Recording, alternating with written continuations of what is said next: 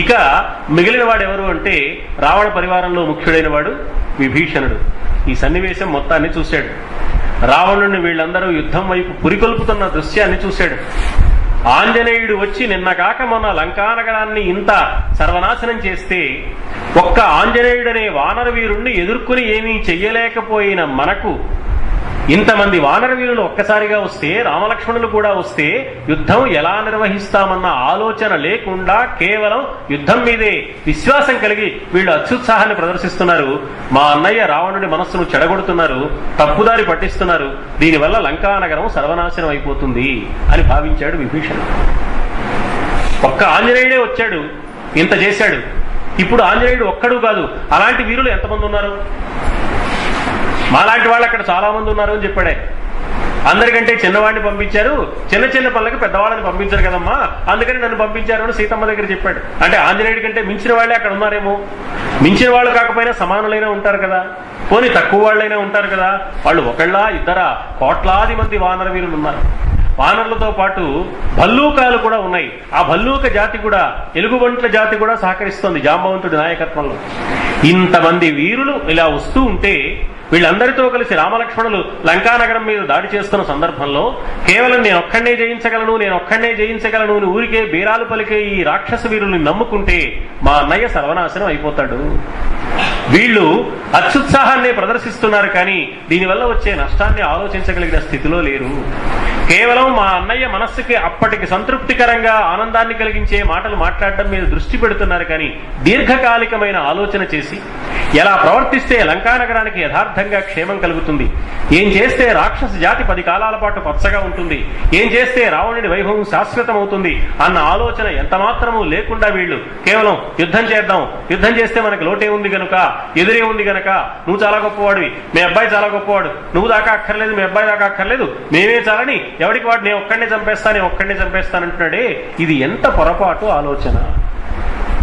ఇప్పుడు వీళ్ళల్లో ఎవరినైనా ఏమయ్యా నువ్వు ఒక్కడే చంపేస్తానన్నావు, నువ్వు అంతటి వాడివా అంటే వాడు వానరుల్ని చంపడం ఎలా ఉన్నా ముందు ఇప్పుడు అన్నవాడిని చంపుతాడు. అందువల్ల వాడితో ప్రత్యక్షంగా మాట్లాడే ఉపయోగం లేదు. వాళ్ళు మూర్ఖులు. రావణుడే ఎంతో కొంత ఆలోచించగలిగిన వాడుగా ఉంటాడేమో, రావణుడికి అసలు విషయాన్ని చెబుదాం అనుకున్నాడు పాపం విభీషణుడు.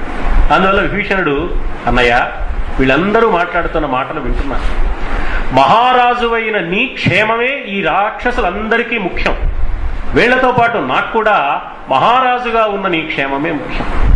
మహారాజు అయిన వాడి క్షేమం ముఖ్యమని భావించే సేవకులు ఎప్పుడూ కూడా యథార్థాన్నే ఆలోచించాలి, ఊహా ప్రపంచంలో జీవించకూడదు. యథార్థాన్ని ఆలోచించిన వ్యక్తులు నిజాయితీగా యథార్థాన్ని ప్రభువుకు చెప్పాలి. ఈ నిజాయితీగా ఆలోచించే సందర్భంలోనూ, నిజాయితీగా ప్రభువుకు యథార్థాన్ని చెప్పే సందర్భంలోనూ అలా ఆలోచించే వ్యక్తికి ముఖ్యంగా ఉండవలసింది రాజనీతి పరిజ్ఞానం. రాజనీతి పరిజ్ఞానం ప్రకారం ఆలోచిస్తే మనకి సామ దాన భేద దండోపాయాలు అని 4 రకాల మార్గాలు ఉన్నాయి. శత్రువుని ఎదుర్కోవడానికి ఉన్న 4 మార్గాలు వరుసగా రాజనీతి శాస్త్రజ్ఞులు చెప్పారు. అందులో దండోపాయం చిట్ట చివరిది. ఎందుకు చిట్ట చివరిది అని చెప్పారంటే మొదటి 3 ఆచరణ సాధ్యం కానప్పుడు మాత్రమే దండోపాయాన్ని అనుసరించాలి. మొదటి 3 సాధ్యమవుతున్న సందర్భంలో తొందరపడి దండోపాయాన్ని ప్రయోగించడం అనేది దుడుకుతనం అవుతుంది, దానివల్ల నష్టమే వస్తుంది, కానీ ఏ విధమైన ప్రయోజనము కలగదు సుమా. అప్యుపాయై త్రిభిస్తాత యోర్థ ప్రాప్తుం న శక్యతే. సామదాన భేద ఉపాయాల్లో ఏ ఉపాయము సాధ్యం కాని పక్షంలో మాత్రమే చిట్ట చివరిదైన దండోపాయాన్ని అప్పుడు అనుసరించాలి. తస్య విక్రమకాలాంశాన్ యుక్తాన్ ఆహు మనీషిణః. మేధావులైన వారు, బుద్ధిమంతులైన వారు, రాజనీతి శాస్త్ర పరిజ్ఞానాన్ని పుష్కలంగా కలిగిన పెద్దలు చెప్పిన మాట ఏమిటి అంటే సామదాన భేదోపాయాలను ముందుగా మానవుడు ప్రయోగించాలి. మొదట సామ ఉపాయం, తర్వాత దానోపాయం, తరువాత భేదోపాయం. ఈ 3 ఎప్పుడైతే పని చెయ్యలేదో అప్పుడు మాత్రమే దండోపాయం, కానీ దండోపాయాన్ని మొదటే ప్రయోగించడం పద్ధతి కాదు అని రాజనీతి వేత్తలైన వారు చెప్పారు. ఆ మార్గాన్ని బట్టి మనం ఆలోచించాలి, కానీ మరొక విధంగా ఆలోచించకూడదు. ఇప్పుడు మనం ఎవరిపైన సంగ్రామాన్ని ప్రకటించాలని భావిస్తున్నామో, ఎవరిని జయించాలని కోరుకుంటున్నామో వాళ్ల బలపరాక్రమాలను గురించి కూడా క్షణకాలం పాటు ఆలోచించాలి. కృతం హనుమతా కర్మ దుష్కరం తర్కయేతవా. మిగిలిన వాళ్ళు ఎవరో మనకు తెలియదు.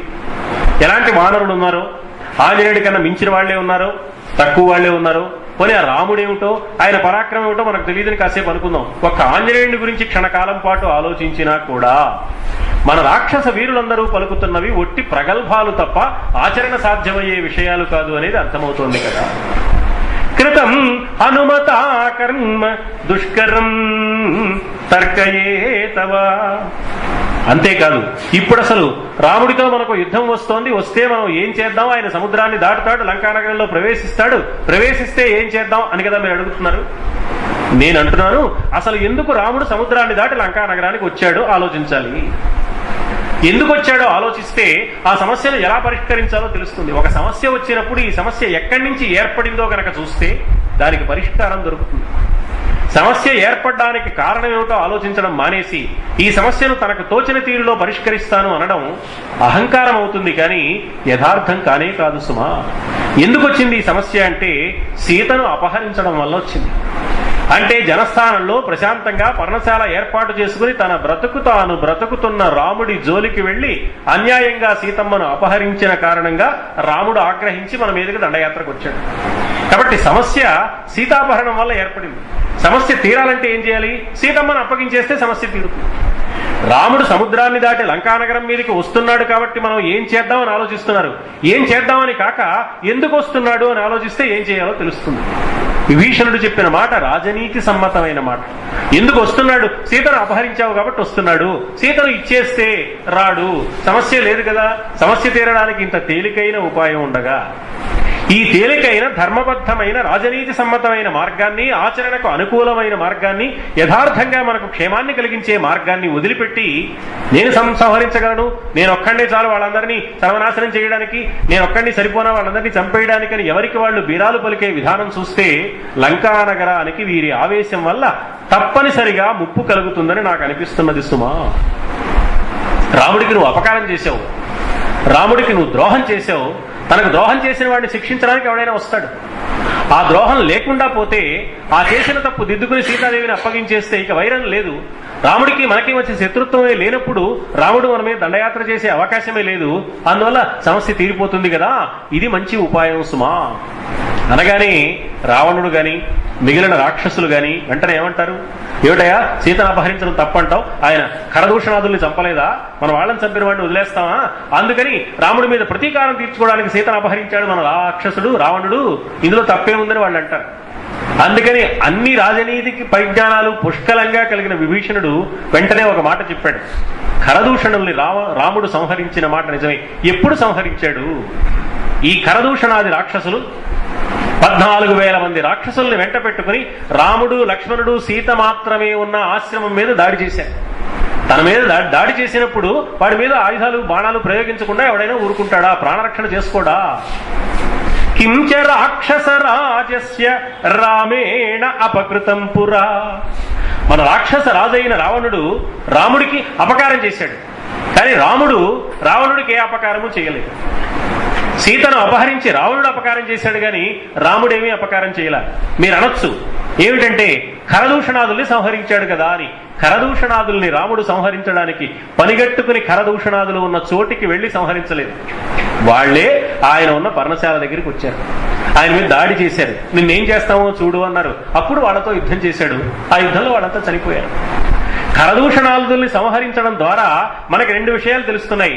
ఒకటి, రాముడు ధర్మాత్ముడు అని తెలుస్తుంది. తన జోలికి వస్తే సంహరిస్తాడు కానీ పనిగట్టుకుని వెళ్లి చంపే రకం కాదు అని తెలుస్తుంది. రెండోది, ఖరదూషణుల్ని చంపాడు కాబట్టి రాముడి మీద మనం ప్రతీకారం తీర్చుకోవాలి, అందుకే సీతని అపహరించాడు మన రావణుడు అని మీరు అనేటట్లయితే ఖరదూషణుల్ని చంపిన విధానాన్ని గురించి క్షణకాలం ఆలోచిస్తే రాముడితో యుద్ధం పెట్టుకోవడం శ్రేయస్కరం కాదు అని అర్థమవుతుంది. త్రుటి కాలంలో 14,000 మంది రాక్షస వీరుల్ని సంహరించి కరుణ్ణి, దూషణుణ్ణి, త్రిశురుణ్ణి ఈ లోకంలో మిగలకుండా చేశాడు అంటే అతడు సామాన్యుడా? అలాంటి వాడు కేవలం ఆనాడు రాముడు లక్ష్మణుడు ఇద్దరే ఉన్నారు. లక్ష్మణుడు కూడా యుద్ధం చేయలేదు, ఒక్క రాముడే యుద్ధం చేశాడు. ఇప్పుడు రాముడు లక్ష్మణుడు, నిన్నగాక మన లంకానగరాన్ని సర్వనాశనం చేసిన ఆంజనేయుడితో పాటు సుగ్రీవుడు పెద్ద పరివారం వస్తుంటే మనం ఎదిరించగలమా? ఇది సాధ్యమా? ఈ విషయం ఆలోచించకుండా మనం ముందుకు వెళ్ళడం వల్ల ప్రయోజనం లేదు సుమా. రావణుడు చేసిన పెద్ద నేరం రాముడి భార్య అయిన సీతను అపహరించి రాముడి మనస్సులో ప్రతీకార అగ్ని ప్రజ్వరిల్లేలాగా చేయడం. ఇది రాముడి మనస్సులో ప్రతీకారాన్ని కలిగించడమే కాదు, అసలు ఈ పరస్త్రీ వ్యామోహం అనేది, పరస్త్రీని అపహరించడం అనేది అతి భయంకరమైన ఒకనొక నేరము సుమా. ఇది ఎలాంటిది అంటే అయశస్యం, అపకీర్తిని కలిగించేది, అనాయుష్యం, ఆయుర్దాయాన్ని హరించేది, పరదారాభిమర్శనం, అయశస్యం అనాయుష్యం పరదారాభిమర్శనం, అర్ధక్షయకరం ఘోరం పాపస్య చ పునర్భవం. అర్ధక్షయకరం ఘోరం, ఉన్న సంపదలన్నీ సర్వనాశనం అయిపోవడానికి కారణమయ్యే పని. పాపస్య చ పునర్భవం, పరమ పాపాత్ముడు చేయవలసిన పని. ఈ పని పరస్త్రీని అపహరించడం అనేది, ఈ పని మన రావణుడు చేశాడు. నక్షమం వీర్యవత తేన ధర్మానువర్తిన వైరం నిరర్ధకం కర్తుం దీయతామస్య why Maithili.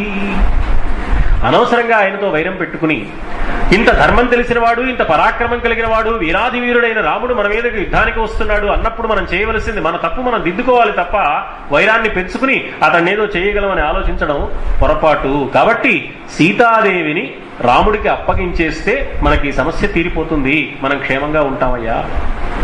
వినశ్యేద్ధి Puri Lanka Shura survey చ రాక్షసాః రామస్య దయితా పత్ని స్వయం నయది దీయతే. అపారమైన పరాక్రమం కలిగిన రామచంద్రమూర్తి లంకానగరం మీద వానర వీరులందరితో కలిసి దాడి చేస్తున్నాడు అన్నప్పుడు మనం ఆలోచించవలసింది, సీతాదేవిని ఇచ్చేయకపోతే ఈ యుద్ధం వస్తుంది. యుద్ధం వస్తే వినశ్యేద్ధి పురీ లంక, లంకా నగరం సర్వనాశనం అయిపోవడం తథ్యము సుమా. కాబట్టి ఇప్పుడు మనం కోపం ప్రకారం ఆలోచించకూడదు, పట్టుదలతో ప్రతీకార వాంఛతో ఆలోచించకూడదు. ఆచరణాత్మకంగా మనం ఎక్కడ తప్పు చేశామో ఆ తప్పు ఎక్కడుందో తెలుసుకుని దాన్ని దిద్దుకోవాలి. చేసిన ఒకే ఒక నేరాన్ని దిద్దుకునేందుకు కావలసిన ప్రయత్నం చేయకుండా మనం ఏదో సాధించగలం అనుకుంటే తప్పనిసరిగా లంకా నగరము సర్వనాశనం అయిపోతుంది. ఈ విషయాన్ని అన్నయ్య ముందు నువ్వు గుర్తించాలి, తర్వాత ఈ రాక్షస వీరు అందరూ గుర్తించాలి. అందుకని నేను నిన్ను ప్రార్థిస్తున్నాను, త్యజస్వ కోపం సుఖధర్మనాశనం భజస్వ ధర్మం రతికీర్తివర్ధనం. త్యజస్వ కోపం, నీకు రాముడి మీద కోపంగా ఉంది, దాన్ని వదిలిపెట్టు. నీ కోపమే ఇంతటి దుర్మార్గానికి కారణమైంది, ఆ కోపాన్ని వదిలేసేయి. ఎందుకని? కోపం ఎలాంటిది? సుఖ ధర్మనాశనం, సుఖాన్ని పోగొడుతుంది, ధర్మాన్ని పోగొడుతుంది. కోపం వచ్చిన వ్యక్తి తనకు తెలియకుండానే అధర్మం చేస్తాడు. కోపం వచ్చిన వ్యక్తికి శాంతి ఉండదు, సుఖం ఉండదు, వాడు రగిలిపోతూ ఉంటాడు. నీకు అనవసరంగా కష్టం ఎందుకు? నువ్వు అనవసరంగా ధర్మానికి దూరం అయ్యావనే నింద నీకెందుకు? దానివల్ల వచ్చే నష్టాన్ని ఎందుకు అనుభవిస్తావు? కోపాన్ని వదిలిపెట్టు. భజస్వ ధర్మం రతికీర్తివర్ధనం. కోపాన్ని వదిలిపెట్టి నువ్వేం చేయాలి? ధర్మాన్ని పాటించాలి. ధర్మాన్ని పాటిస్తే రతికీర్తివర్ధనం, నీవు అనుకున్న పనులన్నీ నెరవేరుతాయి, నీకు మంచి కీర్తి కూడా లభిస్తుంది. ప్రసీద జీవేమ సపుత్ర బాంధవ. ఇప్పటికే అక్షకుమారుడు చనిపోయాడు, జంబుమాలి చనిపోయాడు, మనకు సంబంధించిన ప్రధానమైన వీరాధి వీరులందరూ చనిపోయారు. పుత్రులతో, మిత్రులతో, సోదరులతో, బంధువులతో, పరివారంతో లంకానగరంలో ఉన్న రాక్షసులందరితో కలిసి నువ్వు సుఖంగా జీవించాలి అంటే ప్రసీద జీవేమ సపుత్ర బాంధవ. పుత్రులతో, బంధువులతో అందరితో కలిసి నువ్వు సుఖంగా హాయిగా జీవిస్తావయ్యా. దానికి చేయవలసింది ఒక్కటే పని, ప్రదీయతాం దాశరథాయ మైథిలి. రామచంద్రమూర్తికి సీతమ్మను అప్పగించు. మన ఇద్దరి మధ్య బంధుత్వం ఉంది కాబట్టి, రక్తం పంచుకు పుట్టిన అన్నదమ్ములం కాబట్టి, అన్న యొక్క క్షేమాన్ని మనస్ఫూర్తిగా కాంక్షించి నేను నిర్మలమైన మనస్సుతో చెబుతున్నాను. కానీ ఇందులో ఏ ఉద్దేశమూ లేదు. శత్రువుని ప్రశంసిస్తున్నానని కానీ, నిన్ను విమర్శిస్తున్నానని కానీ, మన రాక్షస వీరులు చేసే అంచనాలను నేను తప్పుపడుతున్నానని కానీ అనుకోవద్దు. నిజంగా యథార్థంగా నీ క్షేమాన్ని కోరే సోదరుణ్ణి కాబట్టి ఆచరణాత్మకంగా ఆలోచించి ఏమి చేస్తే మా అన్న 10 కాలాల పాటు సుఖంగా ఉంటాడు అని ఆలోచించి చెప్తున్న మాట ఇది. దీన్ని గుర్తించు. నీ పట్ల నేను బాంధవ్యాన్ని పాటిస్తున్నాను అన్న విషయాన్ని అర్థం చేసుకోవయ్యా. ప్రసాదయే త్వాం బంధుత్వాత్ కురుష్వ వచనం మమ హితం పద్యమహం బ్రూమి దీయతామస్య మైథిలీ ప్రదీయతాం దశరథాయ మైథిలి దీయతామస్య మైథిలి. ప్రతి శ్లోకం చివర ఈ మాట ఒక శతకంలో మకుటంలాగా వస్తూ ఉంటుంది. సీతాదేవిని రాముడికి ఇచ్చేసే, సీతాదేవిని రాముడికి ఇచ్చేసే. ఇచ్చేయడానికి కారణాలు ఏమిటో పైన వరుసగా చెప్తాడనమాట. చేస్తే కలిగే లాభాలు, ఇవ్వకపోతే వచ్చే నష్టాలు రెండూ చెప్పి సీతమ్మను రాముడికి అప్పగించవయ్యా. ప్రసాదయే త్వాం బంధుత్వాత్. మనిద్దరి మధ్య ఒక బాంధవ్యం ఉంది. మనిద్దరం ఒకే తల్లికి పుట్టిన బిడ్డలం. అన్నదమ్ముల మధ్య ఎలాంటి అనుబంధం ఉంటుందో నాకు తెలుసు. ఆ అనుబంధాన్ని నువ్వు కూడా అర్థం చేసుకునే ప్రయత్నం చెయ్యి. అందుకని కురుష్వ వచనం మమ, నా మాట పాటించవయ్యా. హితం పథ్యం అహం బ్రూమి, నేను చెప్తున్న మాట హితమైన మాట, అంటే నీకు మేలు కలిగించే మాట. అంతేకాదు పథ్యం, ఇప్పుడు అనుసరించవలసిన మాట కూడా అదే. ఇప్పుడు అనుసరించవలసిన మాట నీకు మేలు కలిగించే మాట నేను చెబుతున్నాను, కానీ నీకు నష్టాన్ని కలిగించే మాట చెప్పడం లేదు. అదేమిటి అంటే ప్రదీయతాం దశరథాయ మైథిలీ, రామచంద్రమూర్తికి సీతమ్మను అప్పగించు.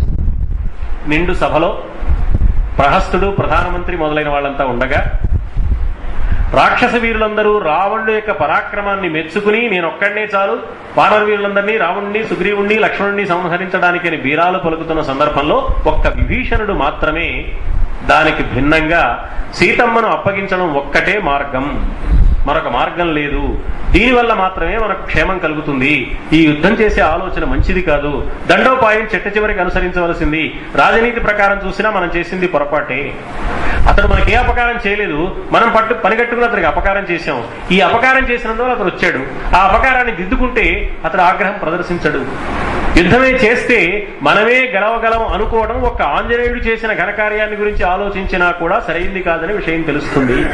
ఎంత క్రమబద్ధంగా విభీషణుడు రాబోయే సన్నివేశాలను వివరించి చెప్పాడో మనం గమనించాలి. ఇప్పుడు రాక్షసులు ఎవరు మాట్లాడలేదు. విభీషణ నీకేం తెలుసు, నువ్వు ఊరుకోవయ్యా అని ఎవరైనా అనాలి, ఎవరు అనలేదు. అలా అని విభీషణుడిని ఎవరు సమర్థించలేదు. విభీషణుడు ఈ మాట అంటే రావణుడు ఏమంటాడో అని ఎవరికి వాళ్ళు మౌనంగా ఊరుకున్నారు. రావణుడు కూడా మిగతా వాళ్ళు ఎవరు మాట్లాడకపోవడాన్ని గమనించి రావణుడికి కూడా విభీషణుడి మాటలు అంగీకరించడం కానీ అలాగని ఇప్పుడే తిరస్కరించడం కానీ ఇష్టం లేక ఆయన మనస్సంతా కలవరపడిపోయింది. రావణుడు నిజమే కదా విభీషణుడు చెప్పింది అని లోపల అనిపిస్తోంది, దాన్ని ఒప్పుకోవడానికి అహంకారం అడ్డొస్తోంది. రావణుడు అహంకారానికి ప్రతీక. రావణుడికి ఒక లక్షణం ఉంది, తాను తప్పు చేశాడో ఒప్పు చేశాడో తాను చేసిన దాన్ని పట్టుదలగా స్వీకరిస్తాడు. ఇది పట్టుదల గల వాడి లక్షణం అన్నమాట. మహాత్ములకి వ్యక్తిత్వం ఉంటుంది, మూర్ఖుడికి పట్టుదల ఉంటుంది. వాడు పట్టుదల ముఖ్యం అన్నమాట.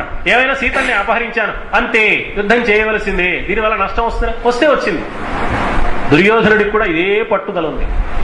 పాండవుల్ని ఎలా అయినా సరే వంచాను, వాళ్ళని అడవులకు పంపేశాను, ఇక ఎప్పటికీ వాళ్ళకి రాజ్యం ఇచ్చే ప్రశ్న లేదు, ఇవ్వకపోతే యుద్ధానికి వస్తారా రాని, వస్తేనే ఓడిపోతారా పోని అనే భావమే తప్ప తాను విజయం సాధించడానికి ఏది చెయ్యాలో అది చేసే ఆలోచన కలిగిన వాళ్ళు కాదు.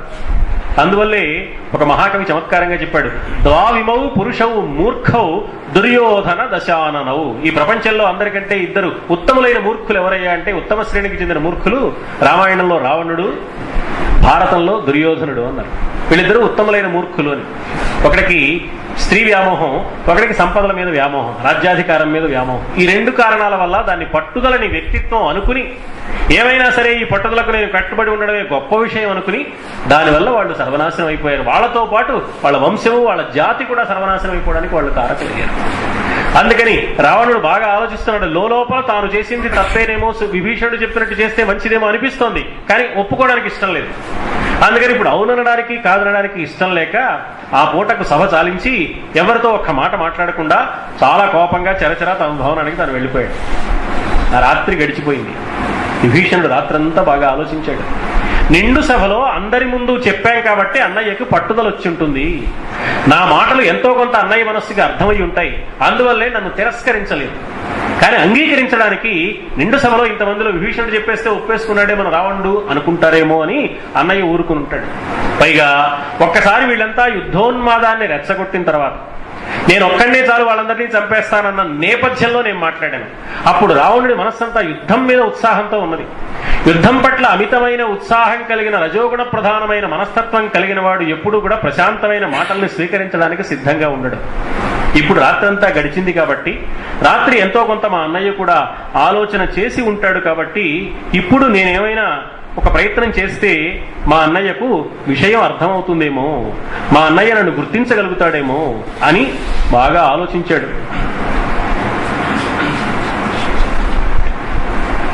అందుకని విభీషణుడు ఉదయాన్నే నిద్రలేచి ప్రశాంతంగా ఉదయం సమయంలో గనక వెళితే మా అన్నయ్యకు నేను చెప్పే ఆలోచన అర్థమవుతుందేమో, నిండు సభలో రాజ్యసభా భవనంలో కాక ఒంటరిగా అన్నయ్య ఉన్న సమయంలో ఇంటికి వెళ్లి తీరుబడిగా ప్రశాంతంగా విషయాన్ని వివరిస్తే మా అన్నయ్య మనసుకు అర్థమవుతుందేమో అని ఆశపడ్డాడు.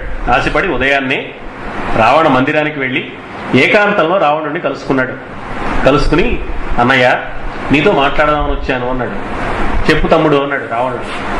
విభీషణుడు చెప్పడం మొదలుపెట్టాడు. అసలు మన లంకానగరానికి సంబంధించిన ప్రమాదకరమైన పరిస్థితులు ఎప్పటి నుంచి ప్రారంభమయ్యాయో నీకేమైనా గుర్తుందా? ఎప్పటి నుంచి ప్రారంభమయ్యాయో తెలుసా? ఏ రోజున సీతాదేవిని నువ్వు అపహరించి తెచ్చావో అప్పటి నుంచి ప్రారంభమయ్యాయి. అప్పటి వరకు మన లంకానగరం బాగుంది, హాయిగా ఉంది, మనకేం సమస్యలు లేవు. యథా ప్రభృతి వైదేహి సంప్రాప్తే మాం పురీం తవా తదా ప్రభృతి దృశ్యంతే నిమిత్తాని అశుభాని చ. లంకా నగరానికి వచ్చిన కష్టాలన్నీ అప్పుడే మొదలయ్యాయి. నీకు గుర్తున్నదో లేదో, సీతాదేవిని అపహరించి నువ్వు శింశపా వృక్షం కింద పెట్టి లోపలికి వచ్చి మా అందరికీ ఆజ్ఞలు జారీ చేసి రాక్షసీయులందరికీ రకరకాల మాటలు చెప్పేవే, ఆనాడు ఎన్నో దుశ్శకునాలు కనపడ్డాయి. ఆనాటి నుంచి లంకానగరము దెబ్బతినడానికి కావలసిన దుశ్శకునాలు కనపడుతున్నాయి అంటే అర్థం ఏమిటి? మనం ఆ విషయంలో తప్పు చేశామని తెలుస్తోంది కదా. ఆ దుశ్శకునాల యొక్క ఫలితమే వానర వీరుడైన ఆంజనేయుడు రూపంలో వచ్చింది. ఆంజనేయుడు వచ్చి ఇప్పుడు మీకు కనపడుతున్న దుశ్శకునాలు నిజమే, ఇలాగే ప్రవర్తిస్తే మీకు నష్టం కలుగుతుందని నిరూపించి వెళ్ళాడు. కనుక ఏవో శకునాలు కనపడ్డంత మాత్రాన ఏం జరుగుతుందిలే అని మనం అనుకోవాల్సిన అవసరం లేదు. కనపడిన శకునాలు యథార్థమేనని ఆంజనేయుడు వచ్చి చేసిన ఈ ప్రయత్నం వల్ల మనకు అర్థమైంది. కనుక ఇప్పుడు మనం ఏమని ఆలోచించాలి అంటే, ఎక్కడ పొరపాటు పడ్డామో అక్కడ దిద్దుకోవడానికి కావలసిన ఆలోచన చేయాలి. ఆ ఆలోచన సీతమ్మను రామచంద్రమూర్తికి అప్పగించడం మాత్రమే. తదేవం ప్రస్తుతే కార్యే ప్రాయశ్చిత్తమిదం క్షమం రోచతే యది వైదేహి రాఘవాయ ప్రదీయతం. నువ్వు బాగా ఆలోచించి నిజంగా మన లంకా నగరానికి రాక్షస జాతికి శ్రేయస్సు కలిగించాలనే కోరిక నీకు ఉంటే అన్నయ్య సీతాదేవిని రామచంద్రమూర్తికి అప్పగించు. ఈ మాట చెప్పడానికే నేను వచ్చాను. నేను సోదరుడు ప్రేమతో, మన జాతి పట్ల ఉండే అభిమానంతో, లంకానగరం వైభవోపేతంగా నీ ఆధ్వర్యంలో 10 కాలాల పాటు ఉండాలనే కోరికతో ఈ మాటలు చెప్తున్నాను. ఈ మాటలు చెప్పడానికి వేరొక ఉద్దేశమే లేదు సుమా. అందువల్ల నువ్వు నేను చెప్పినట్టుగా ఆలోచించి సీతను రామచంద్రమూర్తికి అప్పగించడానికి కావాల్సిన ఆలోచన చేయవయ్యా అన్నాడు. రావణుడు ఒకే ఒక్క సమాధానం చెప్పాడు.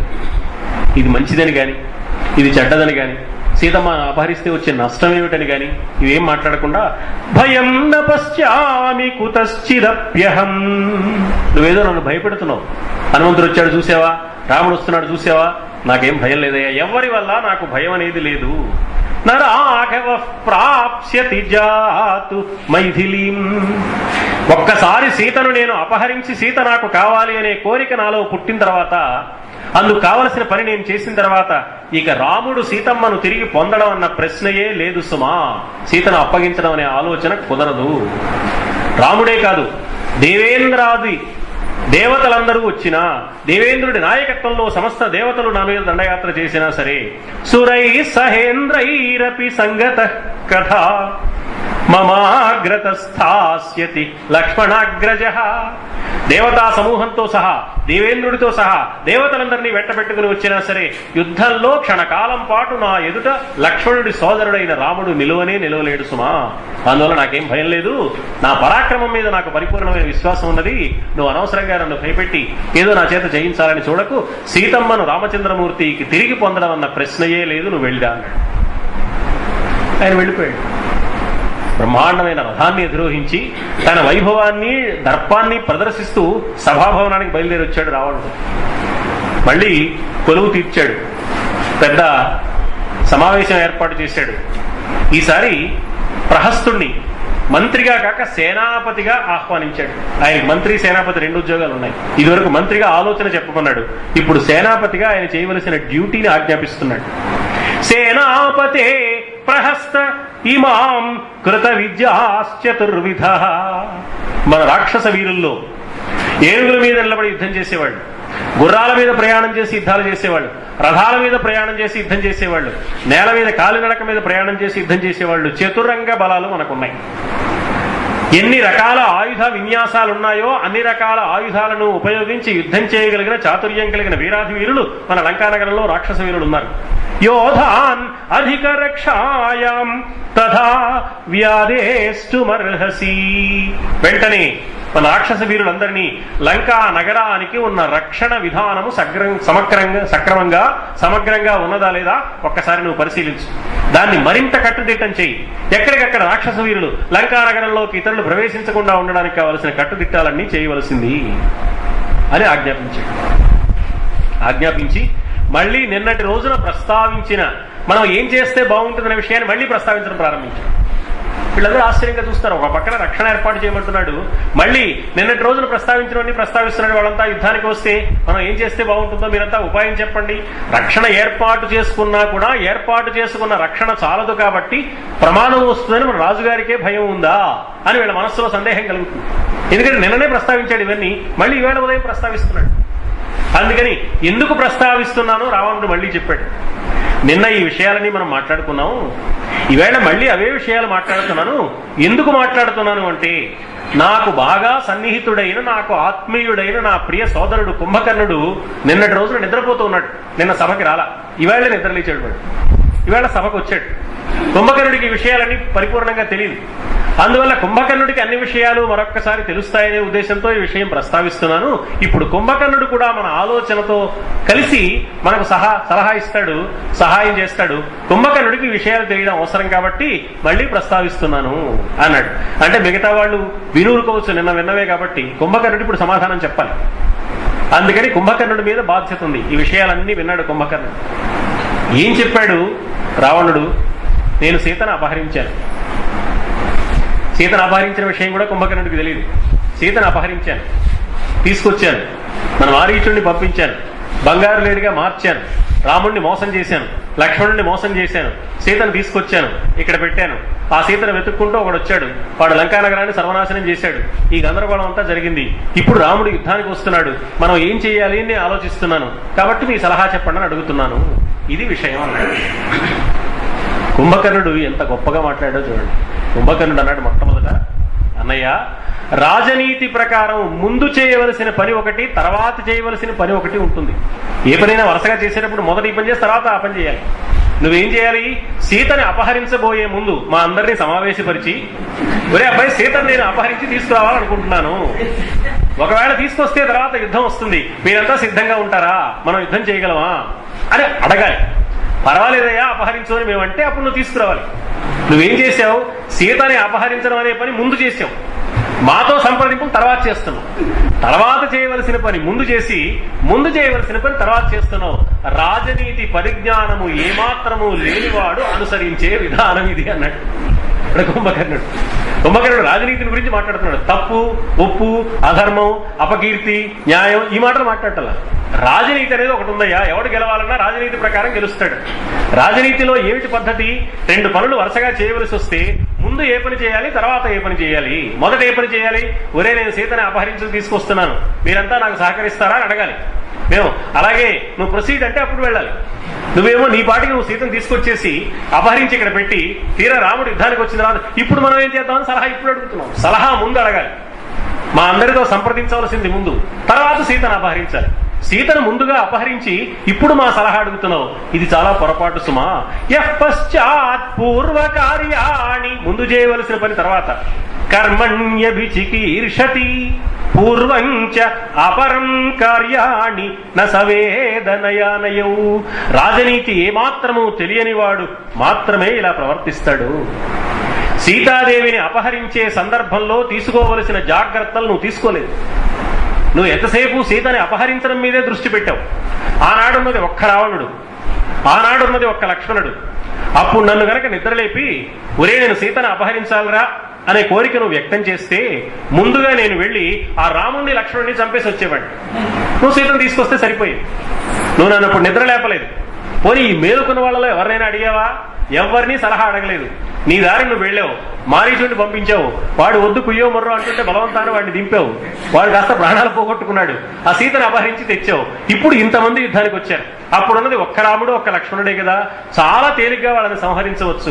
తేలికగా సంహరించడానికి కావలసిన అవకాశాన్ని వదిలిపెట్టి వాళ్ళ బలం బాగా పెరిగిన తర్వాత వాళ్ళు మన మీద యుద్ధానికి వచ్చిన తర్వాత ఇప్పుడు ఏం చేద్దాం అని ఆలోచిస్తున్నావే, ఇది ఏమాత్రము రాజనీతి కుశలత లేనివాడు చేసే వెర్రి పని. నువ్వు ఇలాంటి తెలివి తప్పు చేశావు. నిండు సభలో అన్నయ్యని స్పష్టంగా నువ్వు తప్పు చేశావని చెప్పాడు. అయితే కుంభకర్ణుడికి విభీషణుడికి తేడా ఏమిటంటే, ఈ తప్పు రాజనీతి ప్రకారం మనకు నష్టాన్ని కలిగించే పని కాబట్టి తప్పు అంటున్నాడు కుంభకర్ణుడు. విభీషణుడు ధర్మం ప్రకారం ఇది మంచిది కాదు, మనకు ప్రమాదం అని విభీషణుడు చెప్పాడు. ఇది ఒక తేడా. రెండవ తేడా, విభీషణుడికి కుంభకర్ణుడికి విభీషణుడు ఏమన్నాడంటే, ఇలా చేశావు కాబట్టి దీన్ని దిద్దుకోవాలంటే సీతను తిరిగి ఇచ్చేయడం ఒకటే మార్గం, అప్పుడు మాత్రమే మనకి క్షేమం అంటున్నాడు విభీషణుడు. కానీ కుంభకర్ణుడు ఏమంటున్నాడు, నేను సీతాదేవిని నువ్వు అపహరించి తేక ముందు సంప్రదించాలి అని చెప్పాను. నువ్వు పొరపాటు చేసావు, ముందు తీసుకొచ్చావు, ఇప్పుడు సంప్రదిస్తున్నావు. నువ్వు తప్పు చేసావు. నువ్వు చేసిన తప్పును నేను సరిదిద్దుతాను. ఎలా సరిదిద్దుతానో తెలుసా? నేను వెళ్ళి వాళ్ళందరినీ సంహరించి వస్తాను. కాబట్టి నువ్వు దిగులు పడకు. నువ్వు తప్పు చేశావు, దాన్ని నేను చక్కబెడతానయ్యా. నీకు దిగులు ఎందుకు? నువ్వు హాయిగా ప్రశాంతంగా ఉండు, హాయిగా మద్యాన్ని సేవించు, విశ్రాంతి తీసుకో, సీతాదేవి దగ్గరికి వెళ్ళు, సీతని వశపరుచుకో. నీకు రాముడి గురించి దిగులు ఎందుకు? వాళ్ళందరినీ నేను సంహరిస్తాను. అహం సమీకరిష్యామి హత్వా శత్రుంస్తవానఘ. నీ శత్రువులందరినీ నేను సంహరిస్తాను సుమా. మయాతు గమితే రామే యమక్షయం చిరాయ సీత వశగా భవిష్యతి. నా చేతిలో రామచంద్రమూర్తి ప్రాణాలు కోల్పోయిన తర్వాత సీత నీకు లొంగిపోక ఏమవుతుంది? కాబట్టి నీ కోరిక ఈ విధంగా తీరుతుంది. నువ్వు తప్పు చేశావు కాబట్టి ముందు చేయవలసిన పని వెనక చేయవలసిన పని ముందు చేశావు కాబట్టి ఆ విషయాన్ని చెప్పాను. అంత మాత్రాన నిన్ను వదిలిపెట్టాను. నేను నీ వెంటే ఉంటాను, నీకు అనుకూలంగానే ప్రవర్తిస్తాను, నేనే వెళ్ళి సంహారకాండ నిర్వహిస్తాను, నువ్వు దిగులు పడకు అన్నాడు. అప్పుడు మహాపార్శ్వుడు అనే ఒక రాక్షస వీరుడు, యః ఖల్వశివనం ప్రాప్య మృగవ్యాళ సమాకులం న పిబన్ మధు సంప్రాప్తం సనరో బాలిశో భవేత్. మహారాజా, చాలా కష్టంగా భయంకరమైన క్రూర మృగాలు ఉండే అరణ్య ప్రాంతంలో అడుగుపెట్టి ఎలాగో వెతికి పట్టుకుని తేనెటీగలు ఏవి కుట్టకుండా తేనె పట్టును పట్టుకుని ఆ తేనె పట్టును సాధించి తెచ్చుకుని తేనె తాగకుండా ఎదురు చూస్తూ ఉండేవాడు ఎంత తెలివి తక్కువవాడు. నువ్వు ఎంత కష్టపడ్డావు, మారీచుడిని పంపించావు, నువ్వు వెళ్ళావు, పెద్ద ప్రయత్నం చేశావు, సీతని అపహరించి తెచ్చావు. ఇచ్చిన సీతని హాయిగా నీ మందిరంలో అంతఃపురంలో కట్టేసుకోక ఎక్కడ చెట్టు కింద పెట్టడం ఏమిటి? ప్రతిరోజు వెళ్లి సీతని నాకు అనుకూలంగా మారిపో, నాకు లొంగిపో, నా భార్యగా ఉండు అని ప్రార్థించడం ఏమిటి? దీనివల్ల కదా ఈ కష్టం అంతా నీకు వచ్చింది. నువ్వు ఇప్పటికే బలాత్కారం చేసి సీతమ్మను గనక నీ సొంతం చేసుకుని ఉంటే సీతాదేవి ఎప్పుడో నీకు సొంతమైపోయేది. ఈ విషయం తెలిస్తే రాముడు యుద్ధానికి వచ్చేవాడే కాదు. నాది కాని సీత కోసం నేను ఎందుకు యుద్ధానికి వస్తాను అనుకునేవాడు. అసలు యుద్ధానికి రావడానికి కారణం ఏమిటో తెలుసా? నువ్వు సీతను అపహరించడం కాదు, అపహరించిన సీతని హాయిగా వశపరుచుకోకుండా అలా చెట్టు కింద కూర్చోబెట్టి నువ్వు మేనవేషాలు లెక్క పెడుతున్నావే. కాలం గడిచిపోయింది. ఈ లోపల రాముడు పెద్ద ప్రయత్నం చేసి వాళ్ళందరినీ తీసుకొచ్చాడు. ఇప్పటికైనా మించిపోయింది లేదు. రాముడు దండయాత్ర చేసే లోపల సీతమ్మను నువ్వు వశపరుచుకున్నావా? ఆక్రమ్య సీతాం వై తథా భుంక్ష్వ రమస్వచ. తేనె పట్టును సాధించుకున్నవాడు తేనెను తాగకుండా మేనవేషాలు లెక్క పెడుతూ కూర్చోవడం కన్నా తెలివి తక్కువతనం ఇంకోటి లేదయ్యా. ఇంత కష్టపడి సీతను అపహరించి తెచ్చావు కాబట్టి సీతమ్మను బలాత్కారంగా అనుభవించు. అప్పుడు రాముడు నీ జోలికి రాడు. రాముడికి ఆ సీతతో పని లేదు కాబట్టి ఇది ఒక్కటే దీన్ని తప్పించుకోవడానికి కావలసిన ఉపాయం. నీ కోరిక నెరవేరుతుంది, రాముడితో యుద్ధం అనే సమస్య లేకుండా ఉంటుంది. ఒకవేళ అప్పటికీ ప్రతీకార భావంతో రాముడు నీ మీదకి వచ్చాడా? మన ఇంద్రజిత్తు కుంభకర్ణుడు ఉండనే ఉన్నారు. కుంభకర్ణుడు ఇప్పుడే మాట్లాడాడు కదా, నీ పక్షాన యుద్ధం చేస్తానన్నాడు కదా. ఆ యుద్ధం చేసే లోపల ఈ లోపల నువ్వు ఈ పని కనుక చేసావా ఇంక నీకు సమస్య లేదు సుమా. ఇప్పుడు రావణుడు అన్నాడు, రే అబ్బాయి, ఇంతకాలం నేను చెప్పలేదు కానీ ఒక ముఖ్యమైన విషయం ఉంది. నేను సీతాదేవిని ఆ చెట్టు కింద ఎందుకు కూర్చోబెట్టానంటే నువ్వు చెప్పిన ఈ ఊహ నాకు రాక కాదు, ఇలాంటి పిచ్చి ఆలోచనలు రావడంలో ఎక్స్పర్ట్ నేను, ముందే వస్తాయి ఆలోచనలు నాకు. కానీ ఎందుకు ఇలా చేశానంటే దానికి ఒక కారణం ఉంది సుమా. మహాపార్శ్వ నిబోధత్వం రహస్యం కించిదాత్మన. నాకు సంబంధించిన ఒక చిన్న రహస్యం ఉందిరా. అదేమిటంటే, ఒకప్పుడు నేను సత్యలోకంలో బ్రహ్మదేవుడి సమక్షంలో ఉండే పుంజిక స్థల అనే పేరు కలిగిన ఒకనొక అప్సరసని బలాత్కారం చేసే ప్రయత్నం చేశాను. అప్పుడు బ్రహ్మదేవుడు, ఏ స్త్రీకి నీ మీద అనురాగం లేదో, నిన్ను తిరస్కరిస్తుందో, నువ్వంటే అక్కర్లేని స్త్రీని నువ్వు పశుబలాన్ని ఉపయోగించి బలాత్కారంగా సొంతం చేసుకునే ప్రయత్నం చేశావా, ఆనాడు నీ శిరస్సు 1000 ముక్కలు అయిపోవుగాక అని శపించాడు. అందువల్ల అప్పటి నుంచే నేను భయపడుతున్నాను సుమా. అయితే ఒక విశేషం ఉంది. ఈ బ్రహ్మదేవుడు ఈ శాపాన్ని ఇవ్వడం కంటే ముందే నేను రంభని బలాత్కరించాను. రంభని బలాత్కరించినప్పుడు నలకూబరుడు ఇదే శాపాన్ని నాకు ఇచ్చాడు. నలకూబరుడు సామాన్యుడు, వాడిచ్చే శాపం పనిచేస్తుందా ఏమిటి, నలకూబరుడిని లెక్క చేయాల్సిన అవసరం లేదు అనుకున్నాను నేను. బ్రహ్మదేవుడు కూడా ఎప్పుడైతే ఇదే శాపాన్ని ఇచ్చాడో అప్పటి నుంచి ఇది జాగ్రత్తగా ఆలోచించవలసిన విషయం అని నాకు అనిపిస్తోంది. ఇప్పుడు నేను తొందరపడి సీత ఒంటి మీద సీత ఇష్టం లేకుండా చెయ్యి వేస్తే నా తల 1000 ముక్కలైపోతుంది. కాబట్టి ఈ ప్రమాదం కారణంగా నేను ఆగాను తప్ప మరొక ఉద్దేశం కాదు. అందువల్ల ఇప్పుడు రాముణ్ణి ఏం చెయ్యాలని ఆలోచిస్తున్నాను. సీత ఎలాగైనా ఎప్పటికైనా నన్ను భర్తగా ఒప్పుకోవాలి తప్ప బలాత్కారం చేసే అవకాశం లేదు. బలాత్కారం చేయాలని తెలియక, బలాత్కారం చేయడం చేతకాక, బలాత్కారం చేయడం ఇష్టం లేక మడిగట్టుకుని కూర్చోలేదు నేను. ఇది కారణం అని చెప్పాడు రావణుడు. అప్పుడు ఇది మంచి సమయంగా తీసుకుని విభీషణుడు మళ్ళీ మాట్లాడడం మొదలుపెట్టాడు. అన్నయ్య, ఇప్పుడు నువ్వు చెప్పిన ఈ మాటల వల్ల నీకేమర్థం అవుతోంది? సీత మీద నీకుండే ఈ కూడని కోరిక నీ ప్రాణాలు తీసే కోరిక అని తెలుస్తుంది. సీత ఎప్పటికీ నిన్ను అంగీకరించదు భర్తగా. ఎప్పటికైనా సీత కోసం నువ్వేం చేయాలి? ఆమె ఇష్టాయిష్టాలతో నిమిత్తం లేకుండా ఆమెను లోపరుచుకునే ప్రయత్నం చేయాలి. అది చేస్తే నీ శిరస్సు 1000 ముక్కలైపోతుంది. నువ్వే చెప్పావు కదా. ఒక్క క్షణం ఆలోచించు. కృతోహి బాహ్వంతర భోగరాశి. నీ 2 చేతుల లోపల, నీ 2 బాహువుల మధ్యలో కౌగిలిలో ఎవరిని బంధించాలని నువ్వు అనుకుంటున్నావో తెలుసా? భోగరాశి. భయంకరమైన ఒకనొక విష సర్పాన్ని కౌగిలించుకోవాలని కోరుకుంటున్నావు నువ్వు. చింతావిష. ఆ సీత అనే పేరు కలిగిన ఆ సర్పానికి ఉన్న విషయం ఏమిటో తెలుసా? రాముడికి నేను దూరంగా ఉన్నాను, ప్రతిక్షణం ఆమె దిగులు పడుతోంది. ఈ దిగులంతా పెరిగి పెరిగి పెరిగి పెరిగి నీ పాలిట విషంగా మారింది సుమా. చింతావిష సుస్మిత తీక్ష్ణదంష్ట్ర. అంత దిగులు పడుతున్నా నువ్వు వెళ్ళినప్పుడు నువ్వు సీతాదేవిని రకరకాలుగా నీ ప్రార్థన వ్యక్తం చేసి సీతని కోరుతున్నావు. నాకు భార్యగా మారిపో, నా కోరిక అంగీకరించు, రాముడి దగ్గర ఏముంది, ఇవన్నీ చెప్పడానికి వెళుతున్నావు. వెళ్ళినప్పుడల్లా సీత ఒకసారి నీ వంక నవ్వుతూ చూస్తుంది. ఆ నవ్వేమనుకుంటున్నావు నువ్వు? ఎప్పటికైనా నాకు అనుకూలంగా మారడానికి ఉపయోగించే ఒక సంకేతం అని భావిస్తున్నావు. కానీ అతి భయంకరమైన విషసర్పానికి ఉండే కోరలు అప్పుడప్పుడు ఆ విషసర్పం నోరు తెరిచినప్పుడు కనిపిస్తాయి. ఆ కనిపించే ఆ నవ్వు ఆ విషసర్పానికి ఉన్న భయంకరమైన కోర తప్ప మరొక్కటి కాదయ్యా. సుస్మిత తీక్ష్ణదంష్ట్ర. మనకి సుందరకాండలో సీతమ్మ దగ్గరికి రావణుడు వచ్చినప్పుడు ఒక సన్నివేశంలో రావణుడు వస్తే సీతమ్మ ఏం చేసిందో చెప్పాడు. అప్పుడు ప్రత్యువాచ శుచిస్మిత తృణమంతరతః కృత్వా. గడ్డిపోచ అడ్డుగా వేసి అగ్నితో సమానమైన నవ్వు నవ్వింది సీత అన్నాడు వాల్మీకి. నవ్విన మాట నిజమే, కానీ ఆ నవ్వు ఎలాంటి నవ్వు అంటే అగ్నితో సమానమైన నవ్వు. ఒరే, అగ్నికి ఆహుతైపోతున్నావురా, నీలో ఉన్న కామాగ్నికి ఆహుతైపోతున్నావు, నాలోని పాతివ్రత్య అగ్నికి ఆహుతవుతావు, రామచంద్రమూర్తి క్రోధాగ్నికి ఆహుతవుతావు, ధర్మాగ్నికి ఆహుతైపోతావు. అగ్ని ఎప్పుడూ కూడా నిన్ను దహించడానికి సిద్ధంగా ఉంది. ఈ భయంకరమైన అగ్ని జ్వాలలకు ఆహుతి కాబోతున్న నిన్ను చూస్తే నాకు నవ్వొస్తోంది అని నవ్వింది తప్ప రావణుడి యొక్క గొప్పతనాన్నో, పరాక్రమాన్నో, వైభవాన్నో, సౌందర్యాన్నో చూసి మెచ్చుకుని నవ్విన నవ్వు కాదు అది. అందుకని శుచిస్మిత అన్నాడు. అగ్ని లాంటి నవ్వు నవ్వింది సీత. దుర్మార్గుడు, పరపురుషుడు, కాముకమైన వ్యాపారంతో తన్నే అపహరించిన వాడిని చూసి నవ్వడం ఏమిటి సీత అంటే?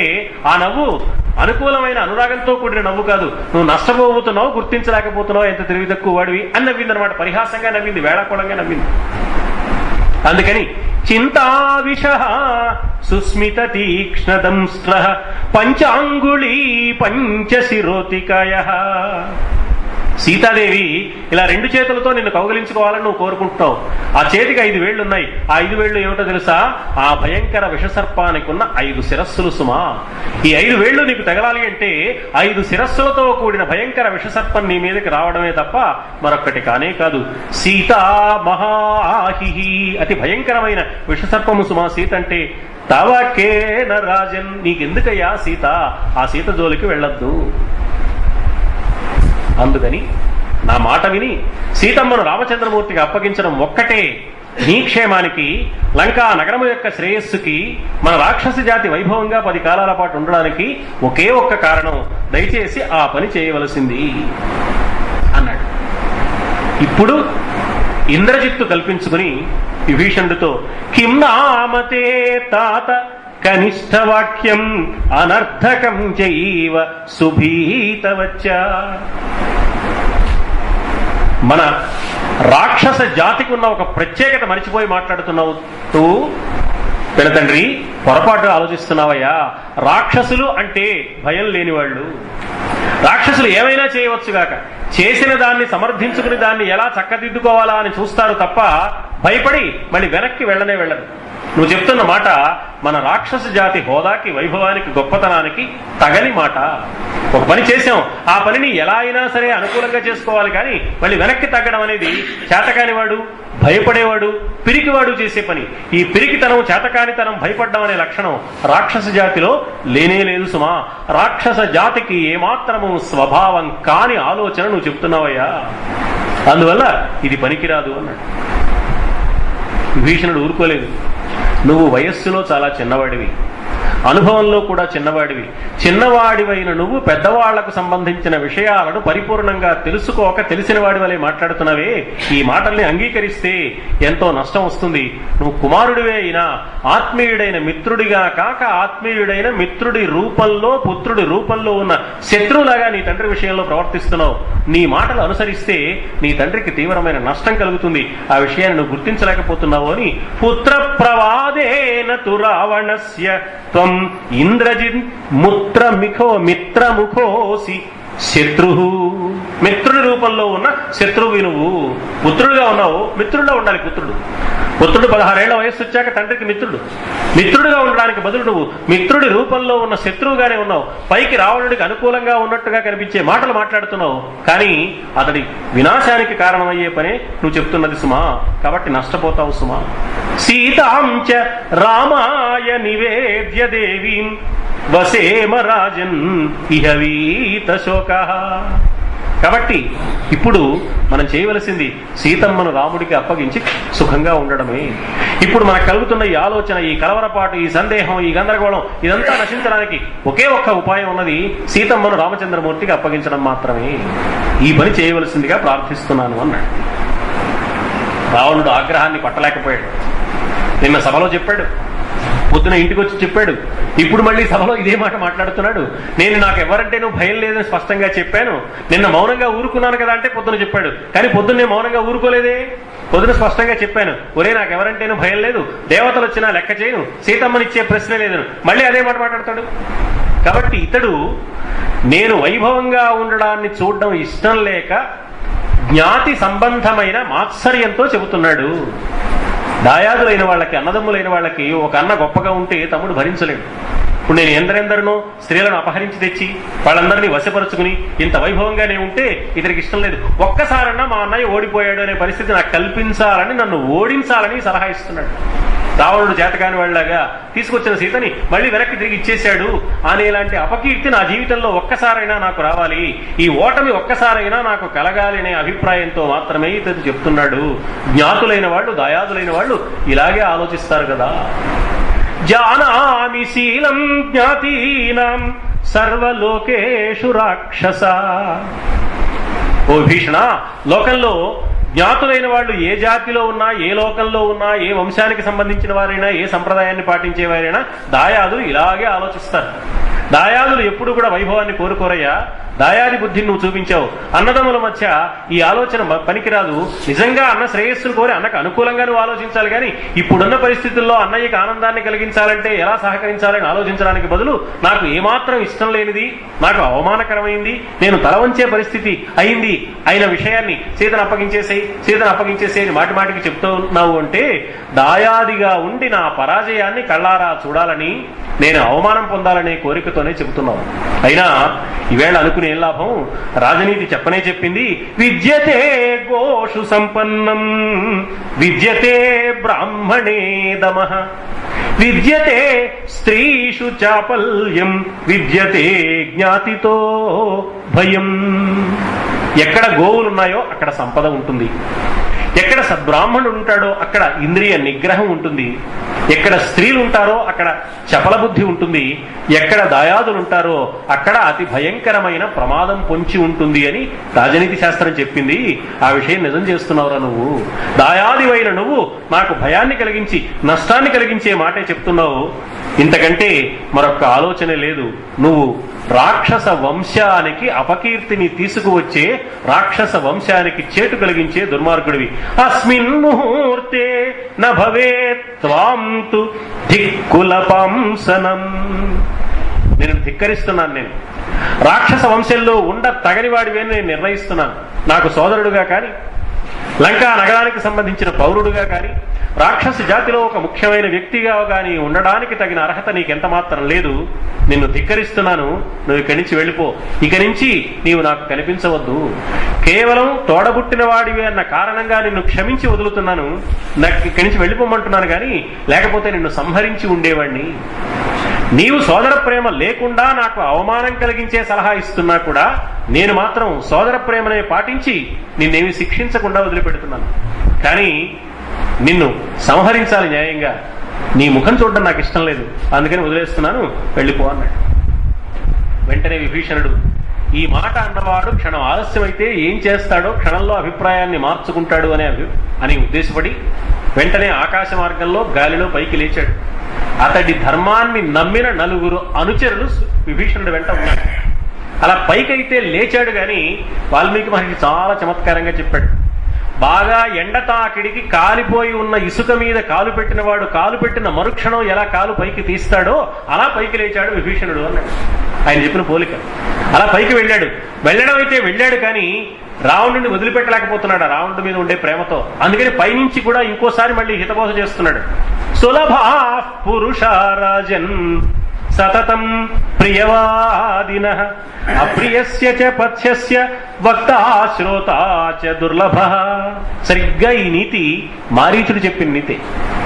వాల్మీకి మహర్షికి ఒక ప్రత్యేకత ఉంది. ఆయన కొన్ని శ్లోకాలు మళ్ళీ మళ్ళీ ఉపయోగిస్తూ ఉంటాడు. మారీచుడు చెప్పిన మాట ఇప్పుడు విభీషణుడు మళ్ళీ చెప్తున్నాడు. లోకల్లో మహారాజులైన వారి పక్కన చేరి ఇచ్చకాలు పలికి వారికి ఇష్టంగా ఉండే మాటలు మాట్లాడేవాళ్ళు ఎక్కడ పడితే అక్కడే ఉంటారు. ఇప్పుడు ప్రహస్తుడు గాని, దుర్ముఖుడు గాని, మహాపారసుడు గాని, వజ్రదంష్టుడు గాని, వజ్రహనువు గాని, దుర్ముఖుడు గాని మాట్లాడిన మాటలవే. కానీ ఏది యథార్థంగా రాజుకు శ్రేయస్సు కలుగుతుందో అది వినడానికి కొంచెం అప్రియంగా ఉన్న క్షేమాన్ని కలిగించే మాట మాట్లాడేవాళ్ళు దొరకరయ్యా. ఒకవేళ అలాంటి వాడెవడైనా ఉన్నా వాడి మాట వినేవాడు అసలుండీ లోకంలో. వక్త శ్రోత చ దుర్లభ. ఇదే మాట మారీచుడు కూడా చెప్పాడు. కానీ ఆ మారీచుడిని లెక్క చేయకుండా బలవంతాను తన పనికి వినియోగించాడు మారీచుడిని. ఇప్పుడు విభీషణుడు కూడా ఇదే మాట చెప్తున్నాడు. చెప్తూ విభీషణుడు పైకెళ్ళిపోయి శూరాశ్చ బలవంతశ్చ కృతాస్త్రాశ్చ రణాచిరే కాలాభిపన్నా సీదంతి యథా వాలుక సేతవః. ఇసుకతో కట్టిన వంతెన ఎలా నిలబడకుండా కొట్టుకొని పోతుందో, పరాక్రమం కలిగిన వాడు, నాకు చాలా బలం ఉంది, వైభవం ఉంది అనుకున్నవాడు, అస్త్ర విద్యల్లో నైపుణ్యం ఉంది, ఎన్నో యుద్ధాల్లో ఇదివరకు గెలిచాను అనుకున్నవాడు కూడా కాలము అనుకూలించని సందర్భంలో తన కర్మ పరిపక్వం చెందిన నాడు కూడని పని ఒకటి చేసి నష్టపోతాడు సుమా. అలాంటి ప్రమాదం నీకు ముంచుకు వస్తున్నది అన్నయ్య. అందుకని నేను ఇంతగా ప్రార్థించి చెబుతున్నాను నేను. అయినా లోకంలో పరేత కల్పాహి గతాయుషో నరః హితం న గృహంతి సుహృద్భిరీరితం.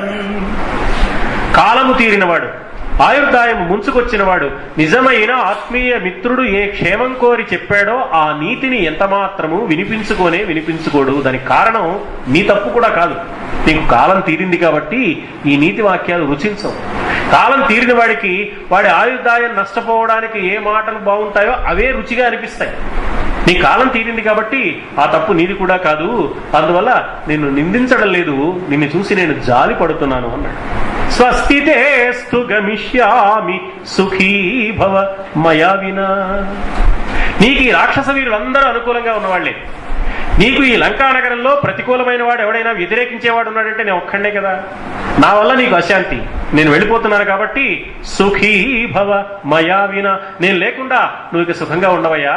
స్వస్తితే అస్తు గమిష్యామి, నీకు సుఖం కలగాలని కోరుకుంటున్నాను, నీకు మంచి జరగాలని కోరుకుంటున్నాను. అలా వెళుతూ కూడా విభీషణుడు అంటున్న మాట, నీకు క్షేమం కలగాలని కోరుకుంటున్నాను అని వెళ్ళిపోయాడు.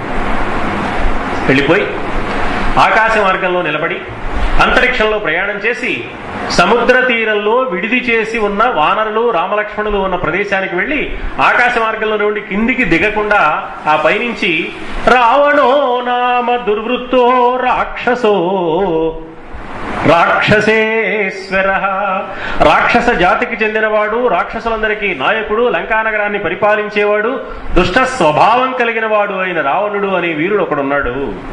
తస్య అహం అనుజో భ్రాత, అతడికి తమ్ముణ్ణి నేను.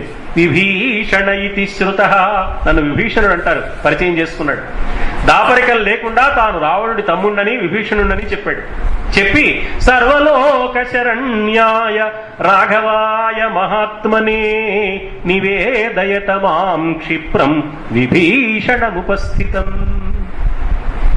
ఓ సుగ్రీవా, నీ నాయకత్వంలో ఈ వానర వీరులంతా రాముడికి సేవ చేస్తున్నారు. నిన్ను ప్రార్థిస్తున్నాను, నువ్వు నా సంగతి రాముడికి చెప్పి రాముడు నాకు శరణు ఇచ్చే విధంగా చేయవయ్యా. నీకైనా నాకైనా లోకంలో ఎవరికైనా శరణు పొందదగిన వాడు ఎవడు అంటే రాముడు మాత్రమే. సర్వలోక శరణ్యాయ, సమస్త లోకాలకు శరణు ఇవ్వగలిగిన మహానుభావుడు రాముడే. కాబట్టి నిన్ను ప్రార్థిస్తున్నాను. ఎందుకు సుగ్రీవుని ప్రార్థిస్తున్నాను? ఎందుకంటే సరాసరి రాముడితో మాట్లాడచ్చు కదా. అంటే విభీషణుడి స్థాయి తక్కువ, రాముడి స్థాయి చాలా ఉన్నతమైన స్థాయి. ఉన్నతమైన స్థాయి కలిగిన రాముడితో సరాసరి తాను మాట్లాడడం ధర్మం కాదు. ఇది ఒక అంశం. రెండో అంశం, ఒకప్పుడు సుగ్రీవుడు ఇలాగే శరణు పొందాడు.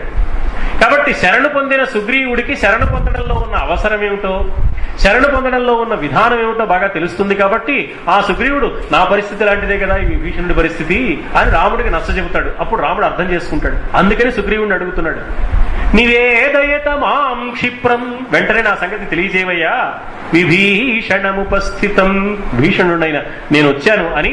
సర్వలోక శరణ్యాయ, సమస్త లోకాలకు శరణు అయిన మహానుభావుడైన రామచంద్రమూర్తికి. రాఘవాయ మహాత్మని, ఆయనకి ఈ విషయాన్ని తెలియచేయవలసింది అన్నాడు. కింద నుంచి వానర వీరులందరూ చూశారు ఒక్కసారి తలపైకెత్తి ఆ విభీషణుడిని. విభీషణుడు రాక్షసరాజు అని స్పష్టంగా తెలుస్తోంది. ఇటిద్దరు అటిద్దరు మొత్తం 4 అనుచరులు ఉన్నారు. గాలిలో ఎగురుతూ ఆకాశ మార్గంలో వచ్చాడు. ఆకాశంలోనే ఉన్నాడు కానీ కిందికి దిగలేదు. అక్కడి నుంచి ప్రార్థిస్తున్నాడు. వానర వీరులంతా చూశారు. ఈ వానర వీరులకి వెంటనే విభీషణుడు రావణుడి తమ్ముడని స్వయంగా చెప్పుకుంటున్నాడు. కాబట్టి రావణుడి తమ్ముడు వీడు, రావణుడు రాక్షసుడు, వీడు రాక్షసుడే. ఆ అన్న ఎలాంటి వాడు, ఈ తమ్ముడు అలాంటి వాడే. ఈనాటికి వీడు దొరికాడు మనని మోసం చేయడానికి. రావణుడు పనిన పన్నాగంలో భాగంగా వీడు వచ్చింటాడు. కాబట్టి శీఘ్రం వ్యాధిశనో రాజన్ వధాయేషా దురాత్మనం. రామచంద్ర, నువ్వు ఆజ్ఞాపించు, తప్పకుండా వీడిని సంహరించవలసిందే.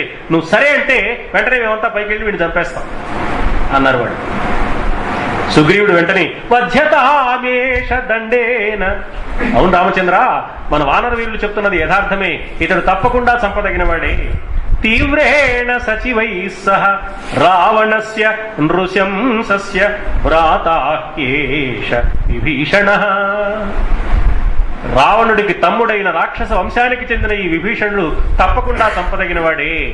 ఇలాగే నేను కూడా అభిప్రాయపడుతున్నాను. మన వానర వీరులంతా చెప్పింది యథార్థమే. కాబట్టి నువ్వు అనుమతిస్తే ఇతన్ని చంపేస్తామన్నారు. రాముడు అన్నాడు, అతడు నన్ను చంపండి అని రాలేదు, నన్ను రక్షించండి అని వచ్చాడు. మనకి చేతైతే రక్షించాలి, శరణు ఇవ్వాలి, లేకపోతే వదిలేయాలి. అతన్ని చంపుతామంటారేమిటి? చంపడానికి అతను మనకేమైనా అపకారం చేశాడా? రావణుడు అపకారం చేశాడు. అపకారం చేసిన రావణుడి సోదరుడు ఇతడు తప్ప ఇతడు ప్రత్యక్షంగా అపకారం చేసిన వాడు కాదు. కాబట్టి ఇతన్ని చంపాల్సిన అవసరం లేదు. ఇక మనం ఏం చేయాలి?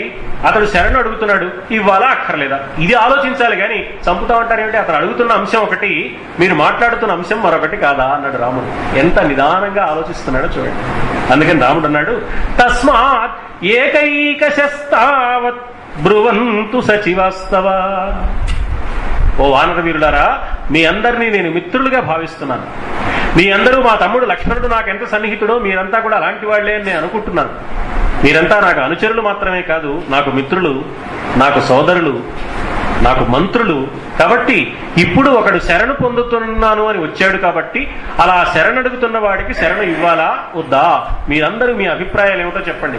అందరూ కలిసి ఒక్కసారి గుంపుగా చంపేద్దాం అనడం కాక ఒక్కొక్కరు విడివిడిగా మీ అభిప్రాయాలు చెప్పండి. ఒక వ్యక్తి చెప్పిన అభిప్రాయం కన్నా భిన్నమైన అభిప్రాయం ఉంటే రెండో వాళ్ళు మాట్లాడండి. అలా విడివిడిగా చెప్పండి అన్నాడు. అంటే రామచంద్రమూర్తి ప్రజాస్వామ్యానికి ప్రాధాన్యం ఇస్తున్నాడు. వాళ్ళ అభిప్రాయాలు తెలుసుకుంటున్నాడు అనమాట. మీ అభిప్రాయాలు ఏమిటో చెప్పండి అన్నాడు. ఒక్కొక్కళ్ళు అభిప్రాయం చెప్పడం మొదలు పెట్టారు. రకరకాల చిత్రమైన పద్ధతుల్లో అభిప్రాయాలు చెప్పారు. ఆ అభిప్రాయాలు అన్ని రాముడు విన్నాడు. అన్నీ విని రాముడు చివరికి తన నిర్ణయాన్ని ప్రకటించాడు. వాళ్ళందరి అభిప్రాయాలు, నిర్ణయం రాముడిది. ఇది చాలా ఆశ్చర్యకరమైన సంగతి. వాళ్ళందరి అభిప్రాయాలతో సంబంధం లేకుండా తాను ఒక నిర్ణయం చేస్తే వాళ్ళు కాదని అనేవాళ్ళు కాదు. అసలు వాళ్ళని ఎవరిని అభిప్రాయం అడగకుండా, మీరు పొరపాటు పడ్డారు, ఈ విభీషణుడు మంచివాడే, ఇతనికి తప్పకుండా శరణం ఇవ్వదలుచుకున్నాను, నేను ఇస్తున్నాను అని రాముడు అంటే ఎందుకయ్యా ఇవ్వడమని వాళ్ళు ఎవరు కాదనరు. కానీ రాముడు ముందుగా వాళ్ళ అభిప్రాయాలు అడిగాడు. వాళ్ళందరూ అభిప్రాయాలు చెప్పారు. ఎందుకు అభిప్రాయాలు అడిగాడు అంటే, ఒక వ్యక్తికి సంబంధించిన అభిప్రాయాన్ని మనం చెప్పేటప్పుడు ఒక వ్యక్తి గురించి ఒక అభిప్రాయం చెబుతాం. ఆ వ్యక్తిని గురించి కాదు మనం చెప్పేది, తెలియకుండానే మన మనస్తత్వాన్ని మనం బయట పెడతాం. ఒక వ్యక్తిని గురించి మనం మాట్లాడేటప్పుడు మన సంగతే తెలుస్తుంది. అందుకని అతడి గురించి మీ అభిప్రాయం ఏమిటి అంటే, తన చుట్టూ ఉన్న సుగ్రీవుడు ఎలాంటి వాడో, అంగదుడు ఎలాంటి వాడో, నీలుడు ఎలాంటి వాడో, మహేంద్రుడు ఎలాంటి వాడో ఇప్పుడు బయటపడుతుంది అనమాట. అందుకని మీ అందరూ అభిప్రాయాలు చెప్పండి అన్నాడు. ఇది ఒక అంశం. రెండవ అంశం, రాజైన వాడు, నాయకుడైన వాడు ఒంటరిగా ఏ నిర్ణయము తీసుకోకూడదు. అనుచరుల మనస్సులు గాయపడతాయి. అందుకని అనుచరులుగా ఎవరున్నారో వాళ్ళకి ప్రాధాన్యం ఇవ్వాలి. మీ అభిప్రాయం ఏమిటి అని అడగాలి. వాళ్ళ అభిప్రాయానికి విలువ ఇవ్వాలి. వాళ్ళ అభిప్రాయాల్లో ఉన్న లోపాన్ని చెప్పాలి. చెప్పి మీ అభిప్రాయంలో ఈ పొరపాటు ఉంది కాబట్టి ఇలా చేస్తే బాగుంటుందంటే వాళ్ళకు కూడా అన్ని విషయాలు పరిశీలించి మన ప్రభువు నిర్ణయం తీసుకున్నాడు, నేను ప్రభువుని కాబట్టి స్వతంత్రంగా ఒక నిర్ణయం తీసుకున్నాను, నా ఇష్టం వచ్చినట్టు చేస్తున్నానని అనుకోలేదన్నమాట. మన ప్రభువు మన అభిప్రాయాలకు విలువ ఇస్తున్నాడు అని వాళ్ళ మనస్సుకు తృప్తి కలుగుతుంది. అనుచరుల విషయంలో ఇలా ప్రవర్తించడం ఉత్తముడైన నాయకుడి యొక్క లక్షణం. కాబట్టి ఈ రెండు కారణాల వల్ల రామచంద్రమూర్తి ఇలా చేశాడు తెలుస్తుంది. వాళ్ళందరూ అభిప్రాయాలు చెప్పడం ప్రారంభించారు. ఒక్కొక్కరు ఒక్కొక్క మార్గంలో అభిప్రాయాలు చెప్పారు. ఆ చెప్పిన వారిలో మొట్టమొదటి వాడు వాలిపుత్రుడైన అంగదుడు, యువరాజు. దక్షిణ దిగ్భాగాన సీతాన్వేషణ చేసే వానరసేన సమూహానికి నాయకుడిగా ఉన్న అంగదుడు అభిప్రాయం చెప్పడం ప్రారంభించాడు. ఆ అంగదుడు తర్వాత జాంబవంతుడు చెప్పాడు, మహేంద్రుడు చెప్పాడు. ఇలా వరుసగా ఒక్కొక్కరు అభిప్రాయాలు చెప్పారు. వాళ్ళందరూ చెప్పిన అభిప్రాయాలు ఏమని చెప్పారో, వాళ్ళ అభిప్రాయాలని రామచంద్రమూర్తి ఎలా సమీక్షించే ప్రయత్నం చేశాడో ఆ విశేషాలతో కూడిన అనంతర కథాభాగాన్ని రేపటి రోజున విన్నవించుకుంటానని సవినయంగా విజ్ఞప్తి చేసుకుంటూ స్వస్తి సర్వేషాం.